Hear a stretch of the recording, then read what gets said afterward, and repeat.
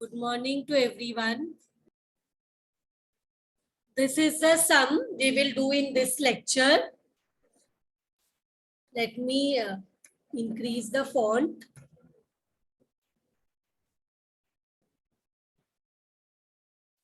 So, sixth sum.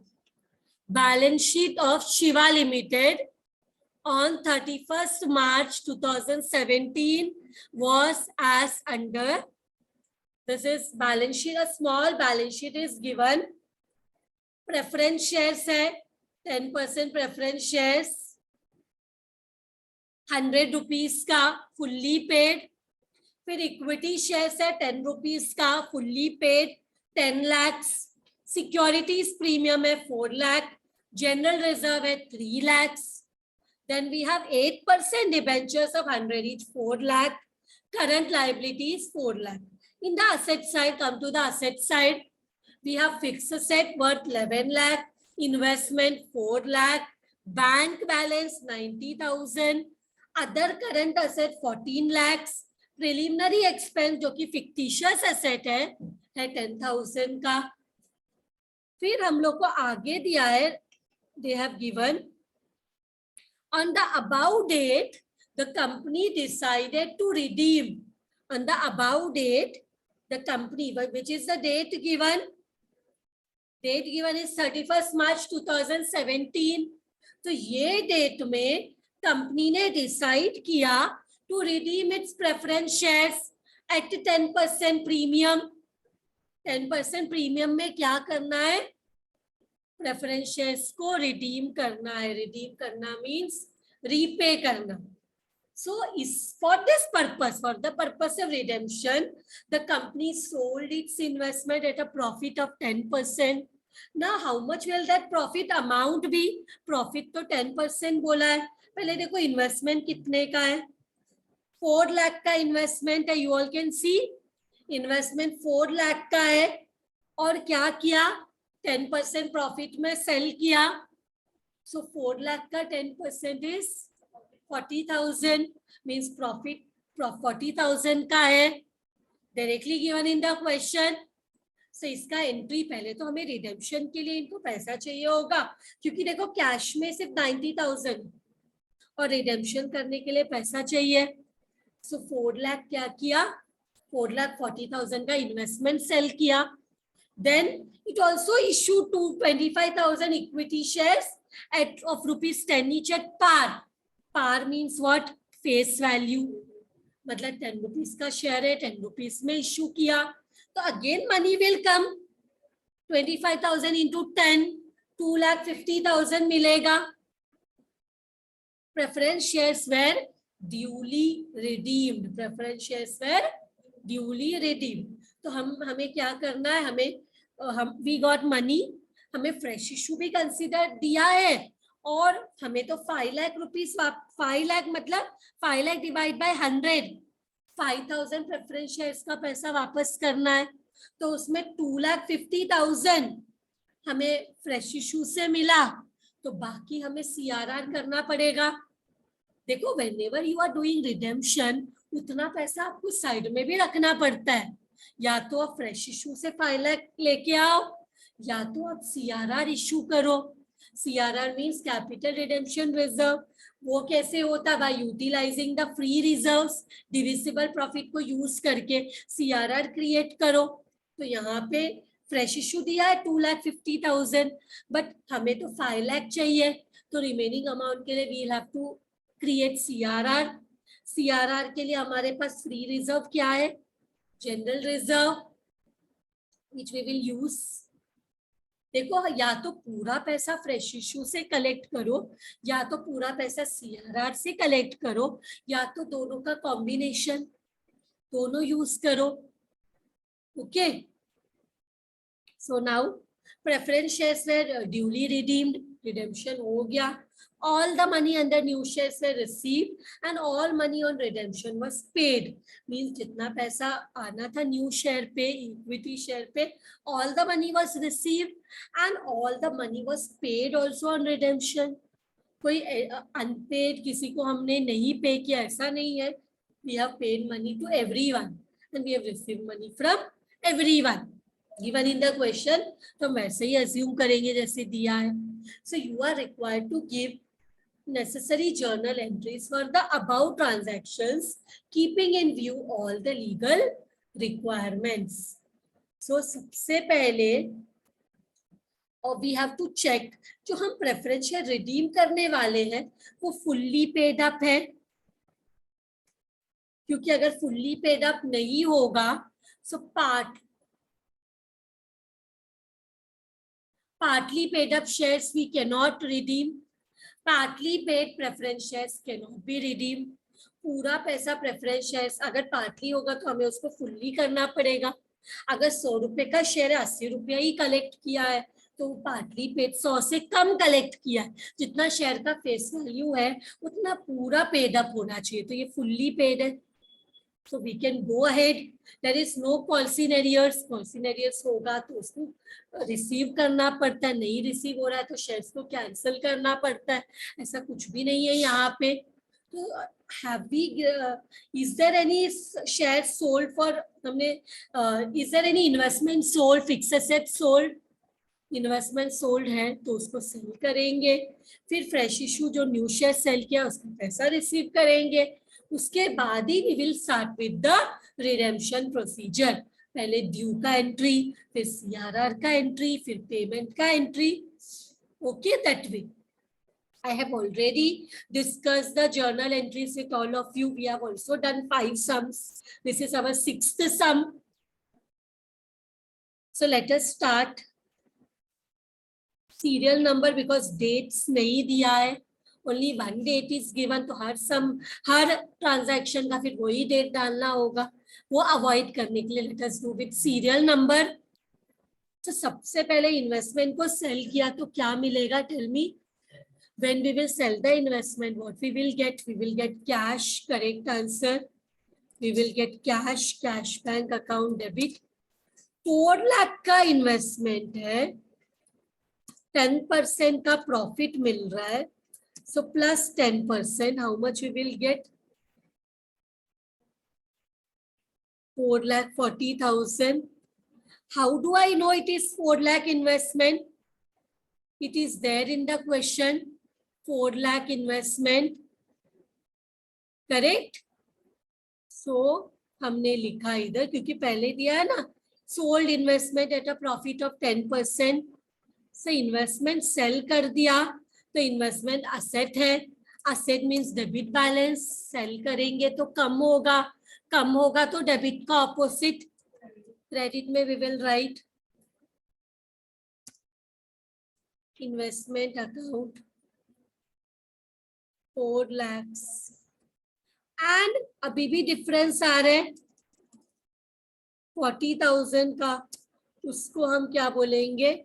Profit and loss account. Bracket में you can write it's a profit. How much it is? 40,000. Being investment sold, you may write at profit also. Being investment sold at profit. Being investments sold, इतना भी लिख सकते हो या being investment sold at profit भी लिख सकते हो. Narration is you can write up to you. Narration what you write is your decision. थोड़ा शॉर्ट में लिखा, उसको और एक्सप्लेन किया, फर्दर एक्सप्लेन किया, up to you. Now investment sell किया. अब हमने 25,000 इक्विटी शेयर्स भी सेल किया, इशू किया. So what you will get? Investment को सेल करेंगे तो what we will get? Cash we will get. So debit what comes in? Cash bank account debit. हमने 25,000 इक्विटी शेयर सेल किया 10 rupees में. So how much money we will get? 2,50,000. To what is getting created? Equity share capital. Liability is getting created. Liability is a credit balance, asset is a debit balance. अब create हो रहा है तो credit ही increase होगा. कोई premium नहीं है, पार है. प्रीमियम होता तो सिक्योरिटीज प्रीमियम भी हो जाता, but it is only at par, so directly only capital, no premium. So being equity shares issued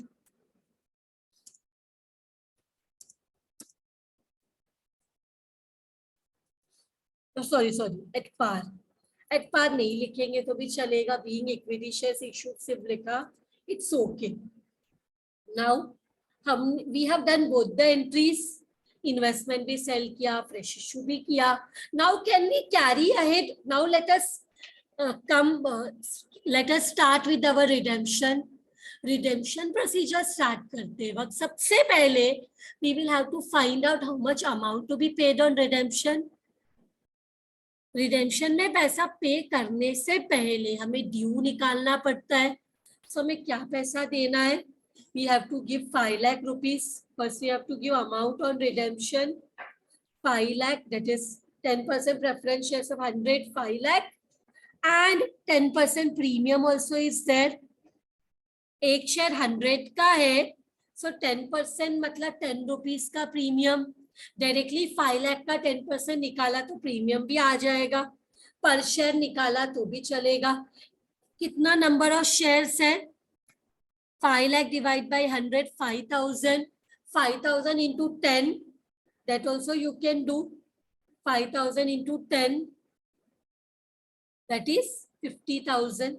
5 lakh का 10% निकालोगे तो भी 50,000 ही आएगा. Whatever way you have to do, you can do. Your, it is your wish. आपकी मर्जी है, it is your wish. So it is 10% preferential ना, 10% preferential. So I will write. अब देखो, हमें amount due on redemption, preferential liability है. Liability means credit balance, but we have to cancel this shares. So cancel करेंगे तो credit का opposite debit. Preference share capital account. How much number of shares? 5000 into 100. This is given in question also. 5 lakh. And इसके बाद एक और चीज दे रहे, premium on redemption account. यहाँ पे भी डेबिट लिखना चाहिए ना, डेबिट का एंट्री है. How much? 5000 शेयर्स पे 10 रुपीज प्रीमियम. डायरेक्टली 5 लाख का 10% निकालो. It's up to you how you have to do. they have not told per share कितना premium. they have told what? they have told preference share redeem at 10% premium. So directly capital का 10% निकालोगे तो भी same answer मिलेगा. 5 लाख का 10% is 50,000. सो ये पूरा पैसा किसको देना है? To preference share holders.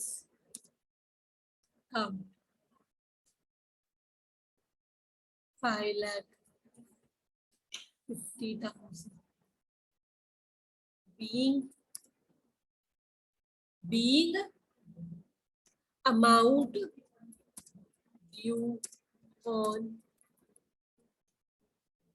redemption. Being amount due on redemption. ये हो गया. नाउ CRR निकालना है. So let us go to the working note.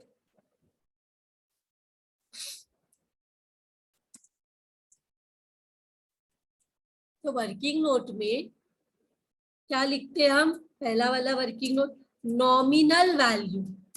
We want the face value of 10% preference shares. नहीं परसेंट लिखा तो भी ठीक है. Preference shares to be redeemed. How many number of shares? 5,000 into 100. One share is of 100. So this becomes 5 lakh. इसमें से less करेंगे nominal value of fresh issue of new shares.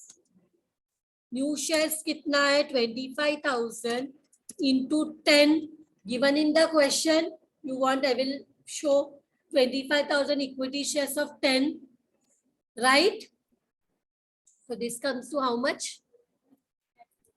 2,50,000. तो जो बच जाएगा वो क्या रहेगा? वो पैसा किससे लेके आएंगे? Capital redemption reserve, CRR. How much is the balancing figure? Balancing figure is,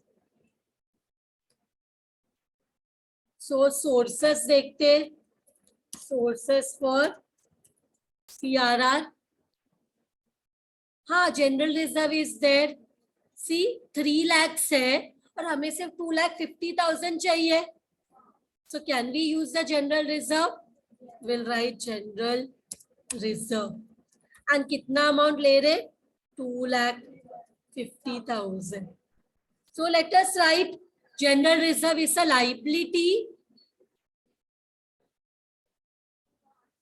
General reserve is a liability and liability credit balance use होगा तो debit.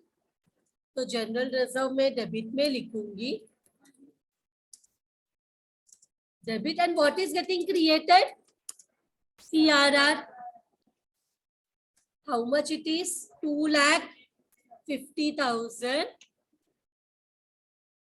2,50,000 being CRR created.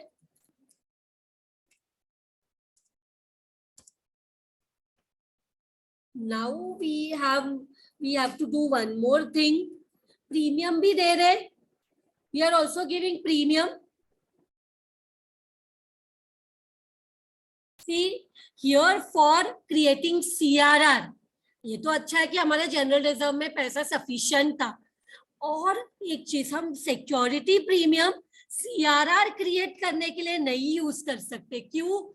I have explained you during the introduction. Security premium is not a free reserve.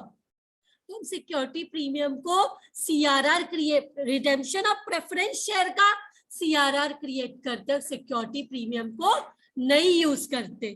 But premium right of में use करते, but CRR creation में use नहीं करते. अब हम extra पैसा दे रहे हैं ना, 50,000. ये प्रीमियम दे रहे, तो इसके लिए हमारे जनरल रिजर्व में और पैसा है. चाहे तो हम PNL अकाउंट भी यूज कर सकते, बस PNL अकाउंट में भी 40,000 आया है ना. बट फिर 40 के बाद भी जनरल रिजर्व 10,000 तो यूज करना ही पड़ेगा. So let us fully use the general reserve. Because देखो जनरल रिजर्व में कितना पैसा था. या तो हम सिक्योरिटी प्रीमियम भी यूज कर सकते, यहाँ पे प्रीमियम राइट ऑफ करते वक्त हम सिक्योरिटी प्रीमियम भी यूज कर सकते हैं. Because what is this security premium? This is the money which has been collected when sold the shares at premium. तो वो पैसा हम प्रीमियम राइट ऑफ के लिए यूज कर सकते हैं. या तो सिक्योरिटी प्रीमियम यूज करो, या तो जनरल रिजर्व यूज करो, या तो PNL एंड दोनों में से कोई एक. बिकॉज PNL अकाउंट में सिर्फ 40,000 है, तो दूसरा कोई रिजर्व यूज करना ही पड़ेगा. तो it is up to us what we want to use. तो वो एक स्टूडेंट ने सिक्योरिटी प्रीमियम यूज किया और दूसरे ने जनरल रिजर्व, दोनों को करेक्ट मिलेगा बिकॉज दोनों यूज कर सकते हैं प्रीमियम के लिए. So let us use general reserve only. वो यूज ही किया है ना. 3 लाख में 2,50,000 यूज किया. अब हमें और कितना चाहिए? और 50,000 we want, because premium on redemption is also 50,000. So let us use general reserve again. You could use security premium also, okay? कितना यूज करना है? 50,000. So I will write to premium on redemption account 50,000. Narration क्या रहेगा? Being premium on redemption return off या provided. पैसा side में रखा ना. अब finally 5 lakh fresh issue CRR से क्रिएट हुआ. 50,000 जनरल रिजर्व को यूज होके साइड में रखा. Now we will pay our preference shareholders. So preference shareholders in the credit, pay करेंगे तो cancel करेंगे, it will come in the debit. And what will go out? Pay करेंगे तो what will go out? Cash bank account. How much we have to pay? 5,50,000. Here also 5,50,000. What will be the narration? Being premium on redemption. Sorry. Being amount paid on redemption. Being amount paid on redemption. With this sum is done. Thank you very much, everyone.